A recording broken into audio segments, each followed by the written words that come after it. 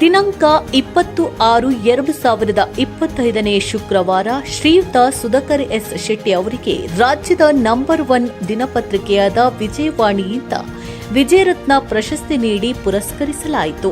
ಸಣ್ಣ ಮಟ್ಟದಿಂದ ಉದ್ಯಮ ಆರಂಭಿಸಿ ಇಂದು ರಾಜ್ಯದ ಪ್ರಮುಖ ಉದ್ಯಮಿಯಾಗಿ ಗುರುತಿಸಿಕೊಂಡಿದ್ದು ಮಾತ್ರವಲ್ಲದೆ ಬಡವರ ನೆರವಿಗೆ ಸದಾ ಮಿಡಿಯುವ ಹೃದಯ ಹೊಂದಿರುವ ಸುಧಾಕರ್ ಎಸ್ ಶೆಟ್ಟಿ ಅವರು ಅಮ್ಮ ಫೌಂಡೇಶನ್ ಮೂಲಕ ಸಾಕಷ್ಟು ಸಮಾಜಮುಖಿ ಕಾರ್ಯಗಳಲ್ಲಿ ತಮ್ಮನ್ನು ತಾವು ತೊಡಗಿಸಿಕೊಂಡು ಇತರರಿಗೆ ಮಾದರಿಯಾಗಿದ್ದಾರೆ. ಈ ಹಿನ್ನೆಲೆಯಲ್ಲಿ ಸುಧಾಕರ್ ಎಸ್ ಶೆಟ್ಟಿ ಅವರಿಗೆ ವಿಜಯವಾಣಿಯಿಂದ ವಿಜಯರತ್ನ ಪ್ರಶಸ್ತಿಯನ್ನು ನೀಡಿ ಕೃಷಿ ಸಚಿವ ಚೆಲುವರಾಯಸ್ವಾಮಿ ಅವರು ವಿಆರ್ಎಲ್ ಸಮೂಹ ಸಂಸ್ಥೆಗಳ ಎಂಡಿ ಆನಂದ್ ಸಂಕೇಶ್ವರರವರು ಗೌರವಿಸಿದರು.